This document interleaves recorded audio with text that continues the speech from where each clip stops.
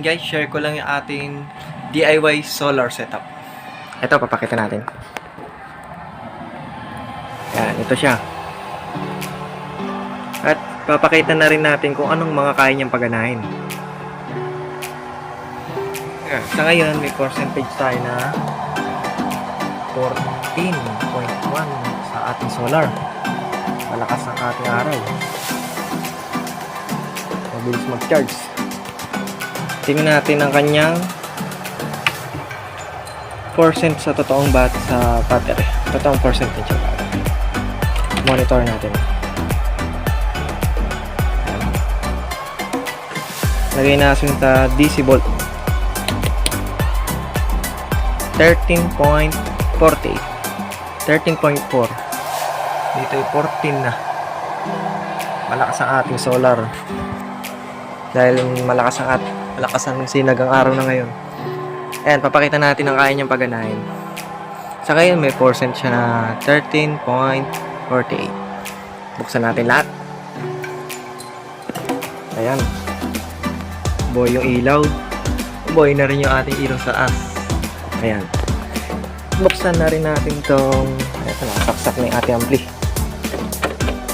Buksan natin. Line in. Buksan na rin natin itong electric fan, itong brick fan. Ayan. Bukas. Siyempre, buhay na rin natin itong laptop. Nakasaksak ba?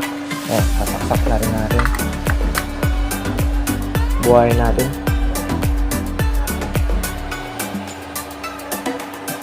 Ayan, buhay na siya. Buhay na rin natin yung sa kusina. Ayan. Ayan, buhay na.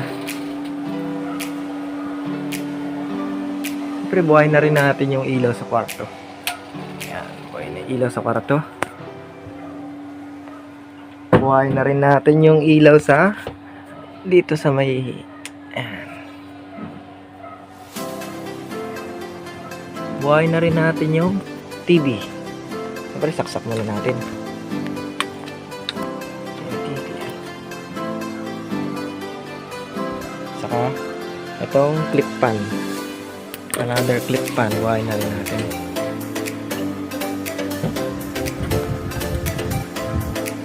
Ayan, buhay na yung TV. Patay lang natin. Ayan, buhay na. Buhay na ating TV. Ilaw. Binuksan ko na lahat. Ayan, pinakita ko sa iyo. Buhay yung laptop. Ayan. Buhay ating amplifier. Ayan yung speaker dyan. Malaki yan. Kanina ay 13.4, 13.3. Ayan ang ating ano.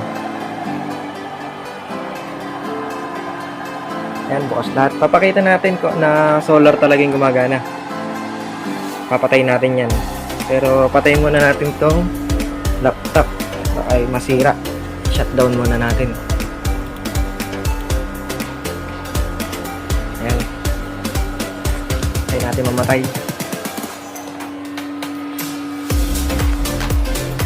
Ayan, bukas lahat yan. Ayan, patay na siya. Pakita ko sa inyo na buhay yan. Ito, buhay yan. Ayan, buhay yung TV natin. Buhay yung TV. Buhay din yung ilaw sa taas. Ayan, buhay sa kusina. Buhay din yung ilaw sa taas. At, buhay lahat yan. Pakita natin na solar talagang gumagana. Ayan, brown out na. Patay na yung ilaw sa taas. Patay na rin yung ampli. Ayan. Buhay natin.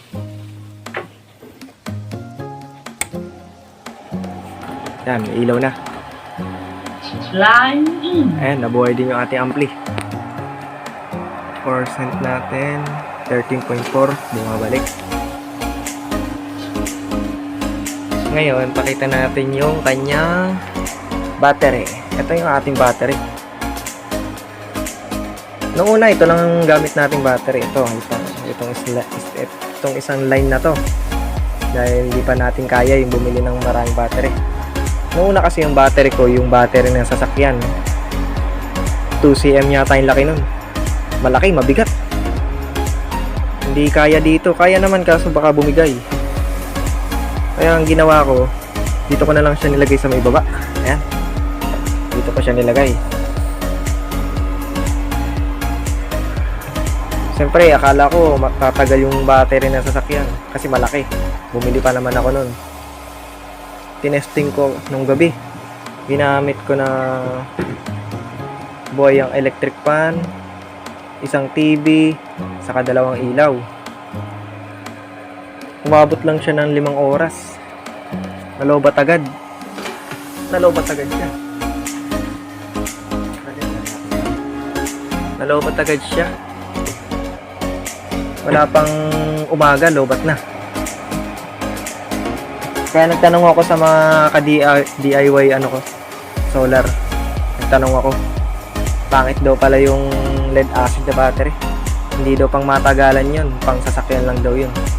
Kaya ito yung recommend sa akin. Tinaray ko siya, ito muna, isang line. Halos tumagal ng umaga na 12% pa rin siya. Simula 13.3, pagising ko sa umaga, nasa 13 pa nga rin siya, 13 volts pa rin siya. Itong isang line pa lang to. Ngayon, natuwa ako.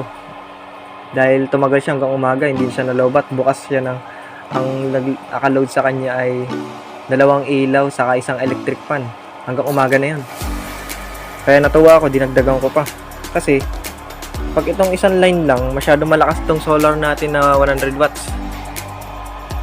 Simula alas 6 hanggang alas 9, full agad siya, full agad yung battery na to. Itong isang line na to, kaya natuwa ako, dinagdagan ko na lang.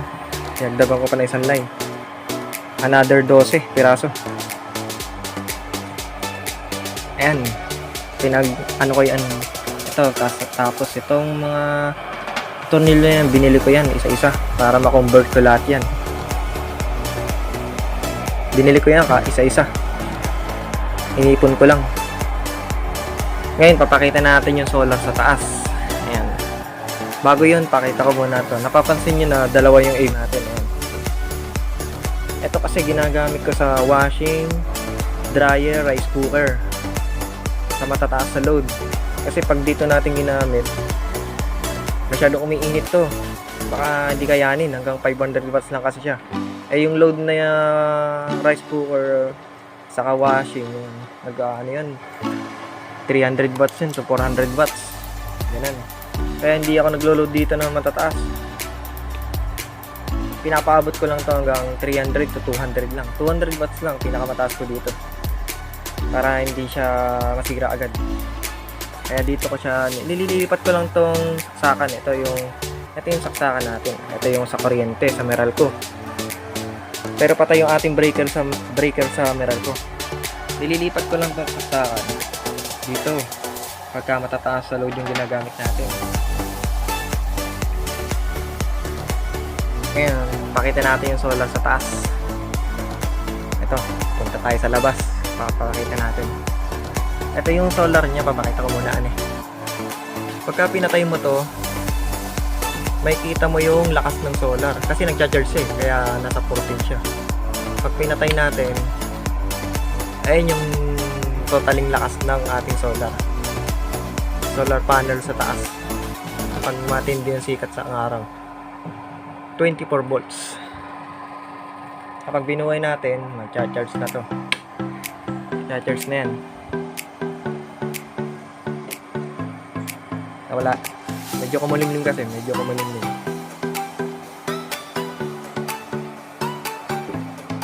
Pakita natin yung ating solar sa taas. Wait lang. Punta tayo sa labas. Punta muna tayo sa labas. Ayan, nandito na tayo sa labas. Dito ko kasi siya kinabit sa may kubo. Sa may kubo namin sa resort. Ayan, sa resort. Ito siya. Ayan yung solar natin na nasa may kubo. Kaya dito ko siya nilagay kasi may bahay. Natatabingan tayo ng liwanag sa umaga. kumbaga alas 10 bago tayo magkaaraw sa bahay, kaya doon ko na lang nilagay sa may kubo. Pakita natin, akit tayo sa may taas doon.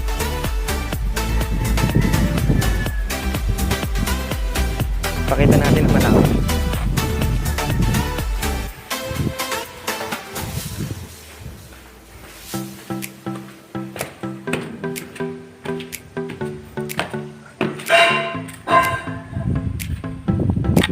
Ayan siya. Ayan yung ating solar. Power niya ay mayroon siyang 100 watts. Sa ngayon yan muna. Saka na tayo mag-upgrade. Dadagdagan ko pa yan ng isa o dalawa. Kaso wala pa tayong budget. Hanggang dito na lang muna guys. Salamat.